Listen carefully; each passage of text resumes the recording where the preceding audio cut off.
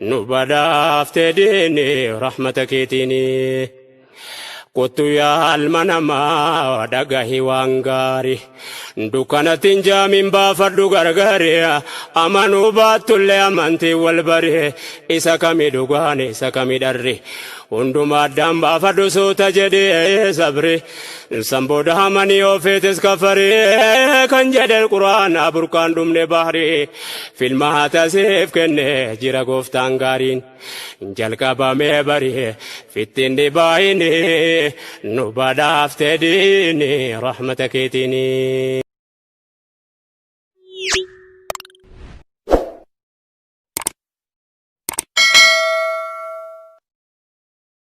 بسم الله الرحمن الرحيم الحمد لله رب العالمين الذي هدانا لهذا الدين وما كنا لنهتدي لولا أن هدانا الله والصلاة والسلام على أشرف المرسلين وخاتم النبيين ورحمة الله للعالمين سيدنا محمد وعلى آله وصحبه أجمعين السلام عليكم ورحمة الله وبركاته أهلا وسهلا ومرحبا بكم مشاهدين الكرام يا لا تمتو تكبجمو obboleeyyan keenya cufti dhala ilmaan namaa nagaa fayyaa qabdanii akkam jirtan sinin jecha chaanala keenya Boonsaddiin Tiyuub ammas laayik sheerii fi sabskiraayib keessan akka hin irraanfanne jecha nutis mata duree muqaarinaatul adiyaan yookiin wal bira qamiisa amantii jedhamu marsaa saglaffaadhaaf qabannee dhiyaannee sinii dhufne ka tole ka marsaa saglaffaa kana jalatti maal laalla waan jiru har'a wanni qabannee nu laallu waa'ee kitaabota rabbii jechuu kitaabonni nu laaluuf deemnu kunoo kami baaybiliitu jecha rabbiiti moo qur'aanatu jecha rabbiiti kamtu jecha rabbiiti waan jiru keessaa laalla jechuu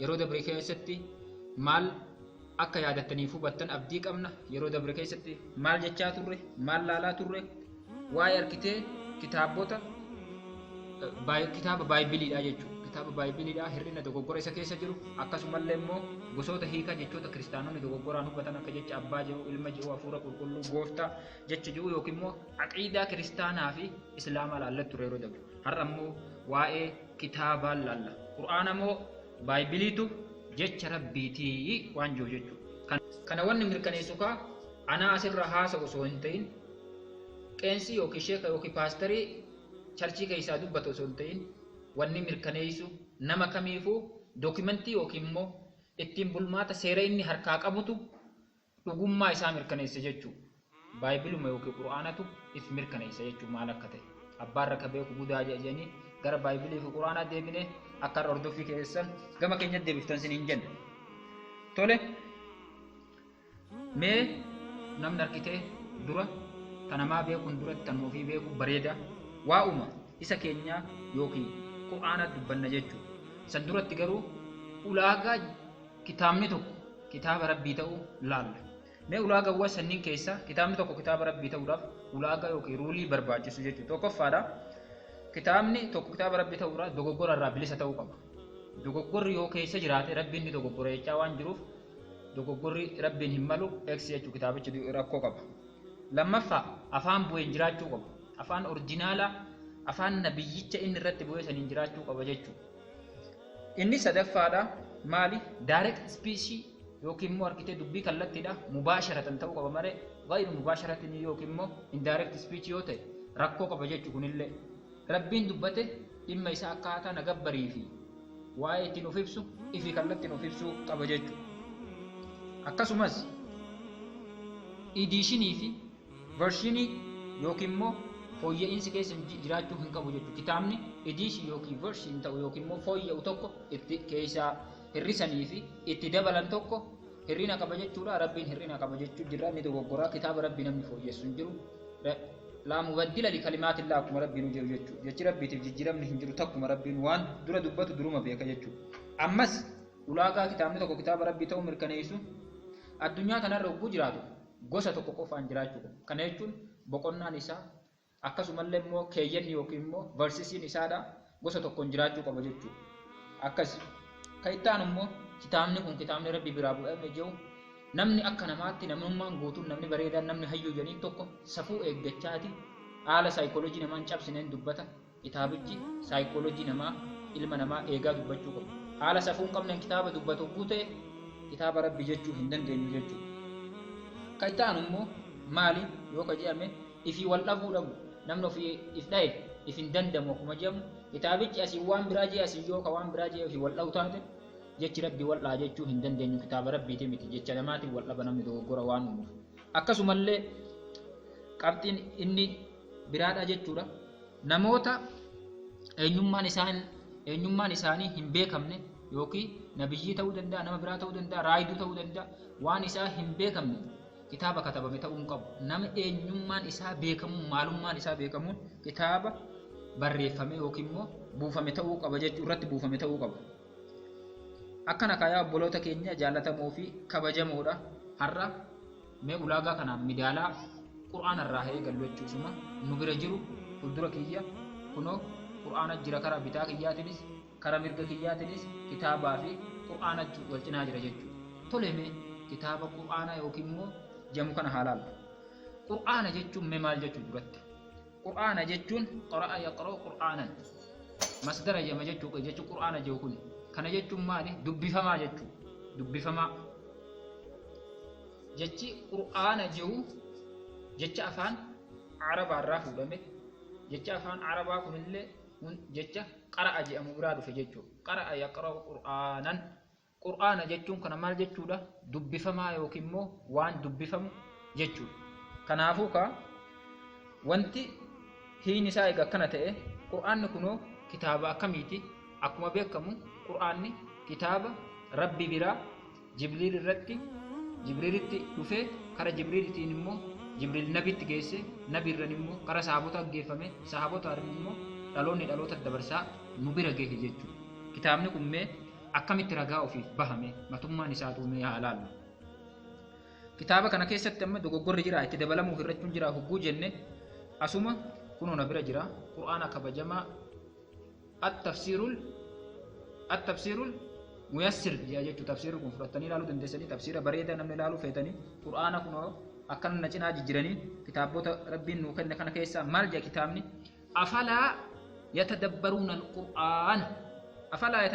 al-qur'aana walau kaana min cindi gayri illaahi lawajaduu fiihi ikhtilaafan kasiiraa jedha boqonnaa afuraffaa yookaan suuratu nisaa ayata 82 irratti jechuu qur'aanni kun akkana jedha afalaa yatadabbaruuna al-qur'aana walau kaana min cindi gayri illaahi lawajaduu fiihi ikhtilaafan kasiiraa sahillaalanii hin xiinxaltanii osoo qur'aanni kun jecha rabbii hin ta'ini yookiin rabbi biraa hin ta'ini lawajaduu keessatti argama silaa ikhtilaafan kilaafni yookiin wal dhabdeen ofumaa wal gaccaa kasiira wal dhabiinsi guddaatu jidduu isaatti argama jedha. Kanaafuu hugguu kitaabni tokko akka wal dhabdee hin qabne qur'aana arginee jirra. Ammas suuratul fussilat boqonnaa 41ffaa lakkoofsa 42ffaa irra hugguu laaltanii jettan laa yaatiihi al-baaxilu min bayni yadayhi walaa min khalfihi tanziilun min hakiimin hamiid. Laa yaatiihi al-baaxilu baaxilli yookiin sobni dubbii wal dhabuudhaa keessa hin jiru jedha. Min bayni yadayhi fuuldura isaatiin kara fuulduraatiin qur'aana kanatti dhufuu hin danda'u. Walaa min khalfi ammallee gama booda isaatiin illee itti dhufuu hin danda'u. Tanziilun buufamaadha isaa buufame min hakiimin rabbi ogummaa qabu ogummaan isaa akkaan ogeessa ta'e hamiid faarfamaa biraa buufame jira. Kitaabni qur'aana jedhamu kun hogguu laaltanii jettan alhamdulillahi rabbil aalamiin maal jee gala bismillahir rahmaanir rahiim baadhaan eegala jechuu harfii baa jedhamtuun eeganaa hogguu asitti xumuramu qul a'uudhu birabbin naas suuraa tanaan jechuudha isiidhaan xumurama jechuudha. Hogguu isiidhaan xumuramu kan immoo harfiin dhumarra jirtu siin hogguu kana walirratti baafisiin maal bas kitaabni kun argite bas kalaas bakka itti dabalamuu irraa riifamuu hin danda'u kitaaba guutuu jechuudha. Bas waa cufaafuu furmaata dhala namaatiif gahaadha. Akkana ammas immoo suuratul hijri boqonnaa 15ffaa ayata 9ffaa irratti hogguu laaltanii jettan innaa nahnu nazzalna dhikra wa innaa lahu lahaafidhuun ya rabbiin jechuudha. Nutu argitee gorsa yookiin yaadachiisa qur'aana kana Muhammad irratti buuse wa innaa lahu lahaafidhuun nutu argitee isallee tiisaa jedha. Tika isaa nama tokkorrallee keenya rabbiin if qabe jechuudha. Kitaabota kanaan duraa ulamaa'ota yookiin beektota yeroo san tura warra diin beekan irratti kaa'ee ubbuu ulamaa'onni sun du'anii dhumanii jedhan yookiin immoo argitee garaadhaaf namni ni bitamanii booji'amanii jijjiiramanii jedhanii itti dabaluuf hirrisuun keessaa dhufe jechuudha. Liyashtaruu bihi thamanan qaliilaa akka rabbiin joosan. Kitaaba kana keessatti immoo abbaa fedhe garaa bitama, abbaa fedhetu diin jijjiirrata, ifuma dhaba malee quraana jijjiiruuf itti dabaluu akka hin dandeenye suuratul hijji yookiin immoo boqonnaa 15 ayata 9 irratti ilaallee jirra. Akkasumallee immoo rabbiin abbaa fedheef safaaxaan beeku dhuguma jirtu hima jechuudha. Kanallee mee suuraa gara gadii kana keessa dhufnee haa laallu. Suuraa gara gadii yookiin immoo suuraa 69ffaa laala. Suuraa 69ffaadha. Suuratul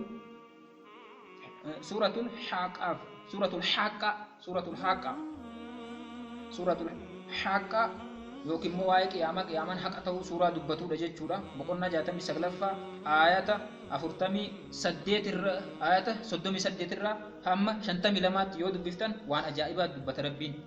Abbaa fedhellee kan hin sodaanne ta'u jabeenyaa fi qabeenya isaa hogguu harkisiisee jiru. Falaa uqsimu bimaa tubsiruun jee rabbiin.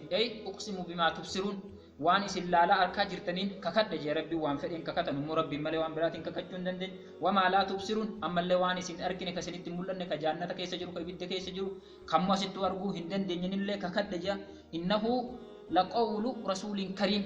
Inni kun kitaabni kun sha'aniin jechuudha. Dhugumatti kitaabni kun laqawlu dubbifamaadha rasuulun kariim.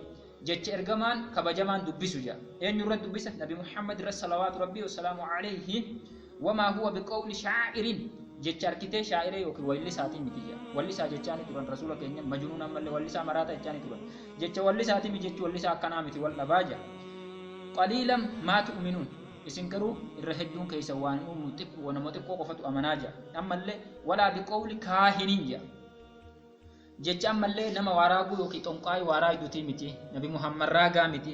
Qaliilan maa tazakkaruun isin waa xiqqaa malee hin gorfamtanii jaa. Ammas tanziiluun min rabbil caalamiin. Inni kun bakki inni irraa buufame Jibriil kun irra dubbisaa jiru kun Nabi Muhammad irra dubbisaa jiru kun tanziilu buufamaa yookiin immoo kitaaba buufame min rabbil caalamiin. Rabbii aalamtoota yookiin immoo the Lord of Universe ka ta'e jechuudha. Samii fi dachii uume wantoota cufaa rabbii uumamtoota biraa qabuudha. Walau taqawwala osoo himatee yookiin odeesse jedha Nabi Muhammad sallallahu alaihi wasallam. Laala rabbiin akka abbaa fedhellee hin sodaanne. Hatta haqarratti nabiillee rabbiin dhuguma san itti hima jechuudha. Nabiinis immoo dhuguma namatti hima haqarratti salawaatu rabbi wasalaamu alaihi. Walau taqawwala osoo himatee yookiin odeesse alaynaa nurratti kitaaba quraanaa kana irratti kitaaba nu odeessine kanarra osoo odeesse ba'da aqaawil ba'da jechuun garii aqaawil garii jechoota jecha wayii osoo itti dabalee yookiin irraa hir'isee rabbi akkana naan jee Jibriil tokkana na odeessee kutee ka jedhu taate la akhaznaahu dhugumatti wallaahi isa qabna jee. Allahu laamul qasam laamin laamakaku wallaahi isa qabna jee rabbiin subhaanahu wa ta'ala. La akhaznaa minhu bil yamiin humna keenya mirgaati yookiin mirgaan isa qabna jee. Rabbiin harkitee harki rabbi lachuu mirga isa qabna jee rabbiin. Eessa qabna jee? Thumma eegana eega isa qabna jenne laqaqqa'naa eegasii ni murra minhum alwatiin. Minhum isarraa murra alwatiin jechuun hidda dhamaa yookiin hidda mormaa irraa murra jee. Hidda mormaa hidda kun dhiiga dabarsu kana qabnaan namni du'uu qofa. Wagguun akkasii isa qabna jenne famaa minkum isinirraa waa hin jiru min ahadin tokkollee anhu haajiziin. Ka isarraa argitee dabarsuu danda'u yookiin dhorkuu danda'u hin jiru wagguun isa qabne kana. Likki itti garsiifne turre sababan dabalaminiif malee rabbiin akkana dubbata quraana keessa dhaalan. Wa innahu latadkiratun lilmuttaqiin. Inni kun yaadachiisaa yookiin gorsaa nama rabbi sodaatu dhala namaa ka rabbi sodaatu hija waaqa isa uume irratti kasafuu qabu. Wa inna lana'lamu nuti dhugumatti ni beekna jedha rabbiin subhaanahu wa ta'ala an dhuguman ni beeka jedhuuf kabajee jechuudha. Anna minkum isinirraa dhugumatti mukadhibiin warra kijibsiisu jira warra faradaa warra harkitee akkanatti quraana sobsiisu jira jecha arabaati. Jecha rabbiitii miti soba isaati Muhammad namaan booji'uuf namaan bituuf dhufe warra nu gurraachota nu booji'uuf jedhan akkana warra kijibsiisu warra itti amanne jira jedha. Garuu dubbiin akkasii miti. Wa innahu dhugumatti kitaabni kuni dubbiin kuni la hasratun gaabbidha jedha arkitee regret jechuudha. Ganaa gaabbuuf ta'a warra akkana jedhu kuni alal kaafiriin kaafirtoonni ganaa gaabbuu ta'an jedha guyyaa boru har'allee numa gaabba namni quraanaan argatiin dheebuu addaa keessa jira jechuudha. Nuti immoo warra quraan argannee baar keessa teenyee dheebonnu jennu rabbiin najaanu haa baasu warra irraa fayyadamu haa qabu. Wa innahu ammallee quraanni kun dhugumatti la haqqul yaqiin haqa yaqiin jechuun haqa shakkii hin qabne shakkiin keessa hin jiru jecha rabbii ta'u. Fasabbih qulqulleessi bismi rabbikal aziim maqaa rabbii keetii guddisii jaa akka dubbata rabbiin subhaanahu wa ta'ala suuratul Haqqaa yookiin immoo boqonnaa 69ffaa lakkoofsa 38 hamma 52 kana akkana laallee jirra. Tole ammas ربين سبحانه وتعالى قرآن كيسك هاسا منهم هاسا إجو برنوتا نموفتو كيسانو تدبجو جرمالي أكسو مالي سورة نحلي وقلنا كنا جافا آية إبتو كوفتو قرآن إبتو كوف سدئت يولال تندبي أجائب ربي دبتججو وإذا بدلناه آية مكان آية وقونتي ججيره يوكي بكا بوفنه آية توكو آية برات بكا بوفنه جاء ربي سبحانه وتعالى يرون بمحمد تي نسخ في منسوخ كجي أمن تجرجتشو تكون كبكا ربي بوز أكر كتير كنو وآي أحكام فرشو فأرد فرشون ستيب في فركيس دبريتين حرام تاتم الكولي ون يسمونه ما انتجو وقوة كسب بكا بوفنه آية توكو آية برات والله أعلم بما ينزل ربي نبي كوان بوسو سرت وان بوسو جتشو سبحانه وتعالى قالوا إسان موني جمال جاني إنما أنت أتبر مفتر أتركتك كجيب أمنا كجيب أبرا أودي ستاجي أنجي بل أكسي مدبين كان أكثرهم من ربايا نساني ورقتك كجيب جاء قرآن أمنوا ديتش نادي ديمان كل لا يعلمون واهم بيك نيجي ربي سبحانه وتعالى قل جئ يا محمد حتى قرآن وقلتمت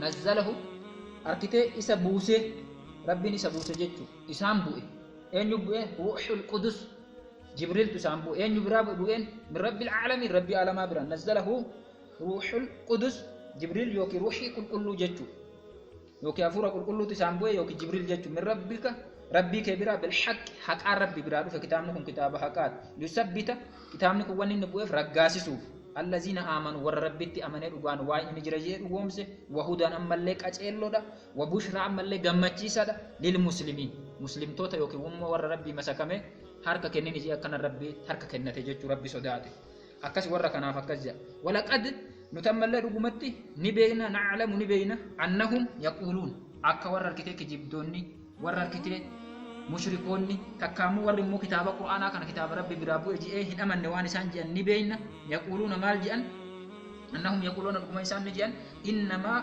بر يعلمه محمد كبرسيس يوكي نمني إسا برسيسا جرو كتاب كان بكا إني براتي مالجياني أن يسا برسي بشر نما إسا برسيسي جاني المناماتي أكا كنو هر ورّي واللالا غارين أركتي أفتانا جئ وان غاري كمونا مبراهيم فردن نجئ حاس أتي جتشودا amantiin dura amantii paagaanizimii yookiin amantii waaqeffattoota yookiin immoo amantii mushrikoota turte amantii mushrikoota irraa warri yahudoota kitaaba katabee kitaaba yahudoota irraa immoo kiristaanota katabee kiristaanota irraa immoo musliimni amantii boodatti katabee jedhee musliimni amantii duraa fi amantii rabbii masakamuu amantiin isa dura hin jirre namarraa barate jedhan namni isaan irraa barate jedhan sun illee ka isaan hirkisa sun lisaanul lazii yulhiduuna afaan isaan itti hirkisan ka inni barate jedhan suni إليه أعجمي نما أعجمات نما عربا تين تافان عربا بين الرابرة تجن دبنت ولسنت جدت وهذا كتاب نكون مو وهذا لسان كتاب نكون مو كأني بوفمن عربني إني بوفمن عربي مبين عربي إفقال عرجا كنوا كتاب القرآن ملله هان التنبول عربان جرى مالك إلا لال بفو مكانا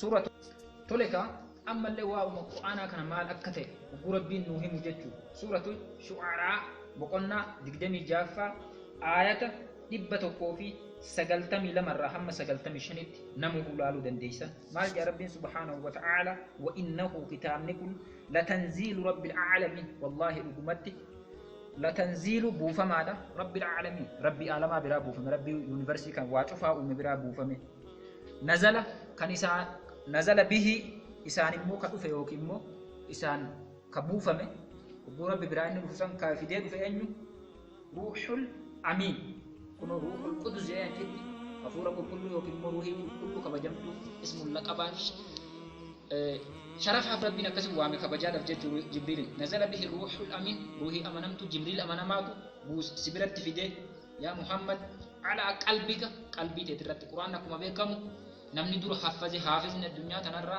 إن دورين نبي محمد صلوات ربي والسلام عليه مالي نفذه قلبي سارت ربنا كتاك كبتو ساقود اجتو لا تحرك به لسانك ولا تعجل به إن علينا جمعه وقرآنه وجين جد رب سبحانه وتعالى أكس لتكون من المنذرين أكات ورا يادا تيسو في أكيد كتيسو راتاتو في قلبك يترتسي حفظي بنجي جد كتاب الدنيا تنرى وقوف رتن كتاب نتقول لك حفظ من يسموك أبدا من هنجر كن اللي نما سموك أبو لا لا موك كتاب نجازتان عربي فاتوكو عربي فاوان كتب من عربي فالله فالله يجن جازتان عربي فاتوكو مالي في نفذمين كتابه تمنتي الدنيا تنرجل مال في نفذمين كن أركتي كتاب ربي تأمم إجاكبوف نموه نقلا بلسان عربي مبين lisaana yookiin afaan arabaatiin bu'e jechuu afaan arabaa ifa galaatiin rabbiin hubbuu akkana dubbata jechuu subhaanahu wa ta'ala. Ammas kitaaba kana ilaalchisee rabbiin suuratu najm boqonnaa 53 ayata 2 fi hamma 5 irra hubbuu deemtanii ilaaltan maal jechuudha. maa dalla saahibukum wamaa gawa maa dalla waa hin jallannee je saahibukum saahibni keessan Muhammad sallallahu alaihi wasallam jallatee kitaaba isin hin beeyne isinirra qara'aa hin jiru wamaa gawaa ammallee karaarraa illee hin mayne daangallee hin dabrine hin dogoggorrallee jechuudha. Wamaa yanxaqu inni hin dubbatuu ja anil hawaarraa ofumarraa ka'ee fedhii isaati ani xiinxalaadha jee lafumaa ka'ee amantii isinii uumuuf arkitee kanaaf osoo hin ta'in rabbi biraa jee jechuudha. In huwa illaa waxyu yuuhaa waxii yookiin beeksisni rabbi biraatti godhamu malee jibriiltu waa'ee itti fide jechuu beeksisa itti fide akkasitti nabiin dubbate jechuudha. Allamahu namni kitaaba kana isa barsiisee jee rabbi biraa fide shadiidul quwaa abbaa quwwaa jajjabaa qabu jibriilii jee akkanatti rabbiin dubbate jechuu subhaanahu wa ta'ala. Waa'ee quraanaa kaa laalamee hin dhumu. Quraanni kun ammallee maal akka ta'e rabbi suuratul qamar boqonnaa 54ffaa ayata 18ffaarra laaluu dandeessan ayata 22ffaa akkasumallee ayata 32ffaarra hubbuu laaltanii jettan jechuudha. Maal jee rabbiin laafina quraanaa akka quraana kana rabbiin itti laaffise hubbuu nuuf dubbatu jechuu. Walaqad yassarna alqur'aana lidhikri fahal min mudakkir. Rabbiin hubbuu dubbatee jiru fahal walaqad yassarna alqur'aana lidhikri quraana kana zikrii yaadachiisaaf ni buufne fahal min mudakkir. Eenyutu immoo harkitee isaan gorfama eenyu warri qalbii qabu isaan yaadachiifamu jaa. Kanaafuu quraanni laafadhaa namuu addunyaa tanarra yogguu laallee miliyoona 10 irraa hamma 30tti addunyaan tun quraana sammuudhaa irraa qabdu. So quraana kana namni gubaa oolellee warra irra wallaalan quraana hogguu gubu masjiida hogguu gubu amantii islaamaa balleessaa jirra jiru. Nuti immoo hogguu isaan guban taa'uu qabnaa osoo hin ta'in balleessuu hin danda'an kana hanga nama islaamaa jiran irraa balleessanii nama islaamaa immoo qiyaama dhiyaata malee hin banu jechuudha. Qiyaama hanga geessutti kana fakkaata ka. Tole ka waa'ee quraanaa laallee jirra. Quraanni hammana qofaan hin ibsamu silaa bahri baarirraa hanguma nama barbaachisu tokko waraabbatanii dhuganii nuti immoo harkitee beekan beekumsi maleen osoo haasa'ee jee guyyaa kana guutuuf halkan illee zaadii 24 haasa'e waa'ee quraanaa dubbannee fixuu hin dandeenyu. Faaruu quraanaa rabbumaaf faarsee anaa miti ka faarse jechuudha. Waa'een quraanaa akkasitti kitaaba rabbii ta'u ragaadhaan ofii of ibsa jechuudha.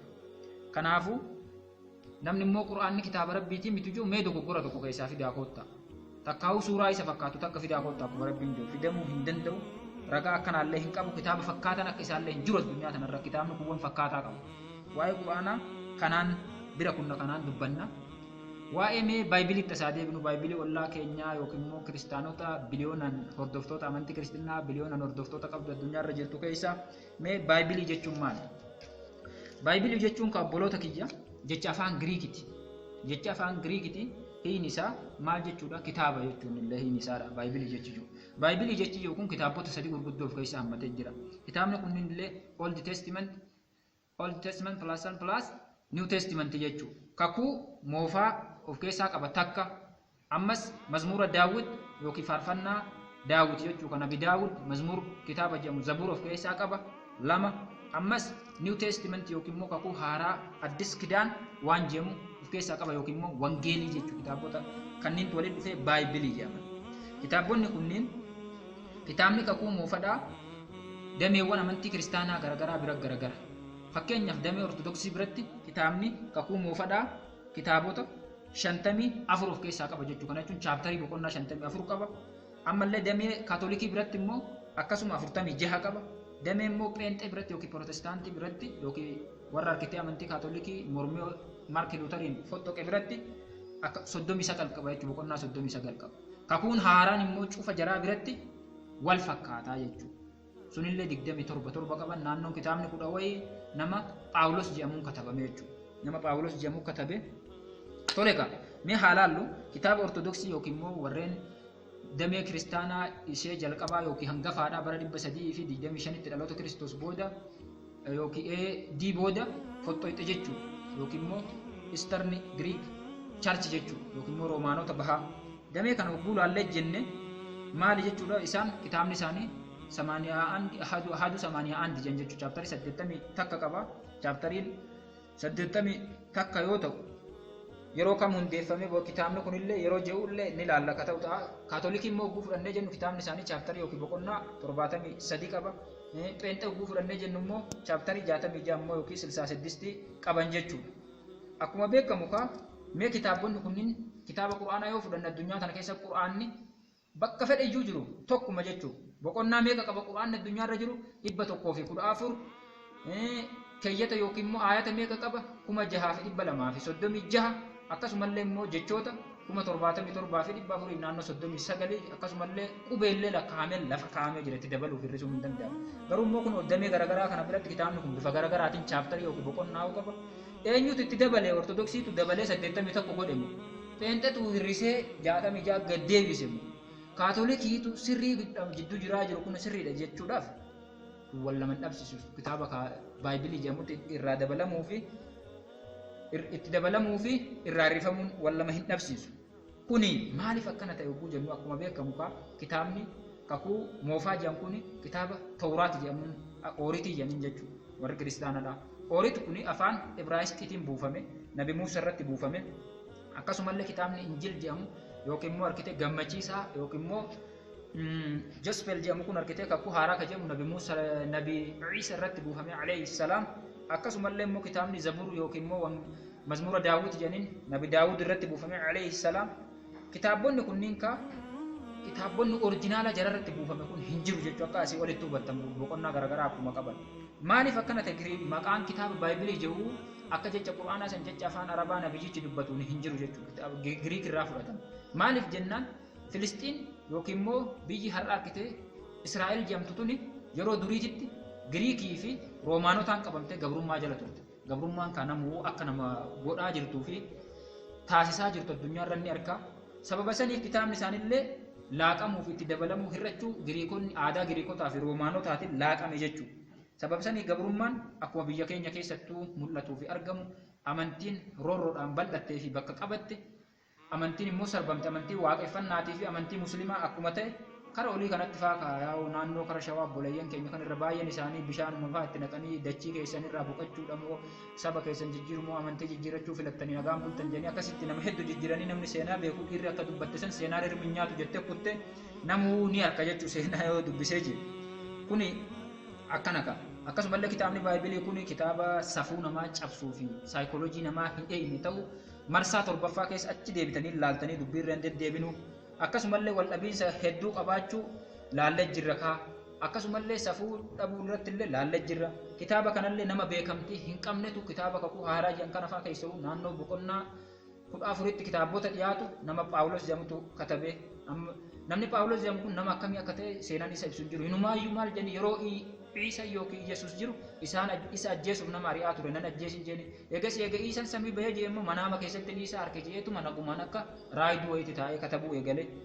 Kanaafuu oguu diinni namaa oguu jiran nama ajjeesu deemu oguu namni du'e seenaa nama bareechee kataba jechuun kunis nama sammuu qabuuf ifuma akka gaafattan siniin jennu. Ammas kitaabuma isaanii keessaa kitaaba kakuu tole kitaabni Baayibiliidhaa jechuudha.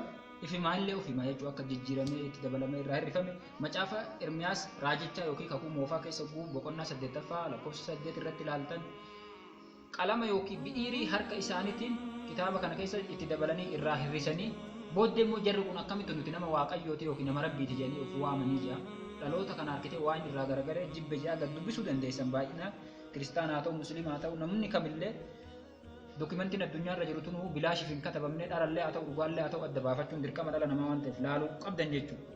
Akkasumallee Luqaas tokkoffaa yookiin wangeela Luqaas the Gospel of Luke boqonnaa tokkoffaa lakkoofsa 1-3 irratti akka abbootii keenyaa warra duraan dabre irraa dhagahaa turretti isinii katabnee isinii dabarsinee jira jedha dhaloota kanaan.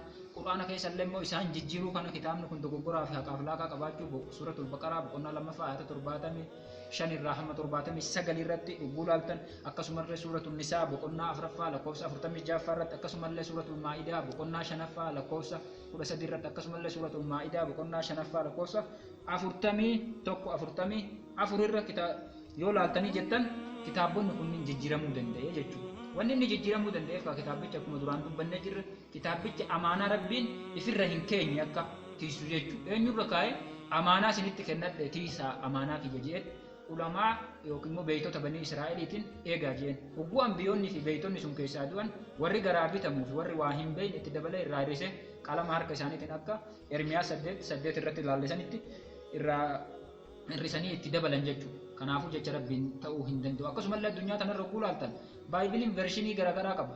Amerikaan Baayibel jedha, Iskootiin Beebil, Iskootilaand Baayibel kitaaba garagara qabu. Biyya keenya kanattis akkasuma bifa adda addaatiin jira.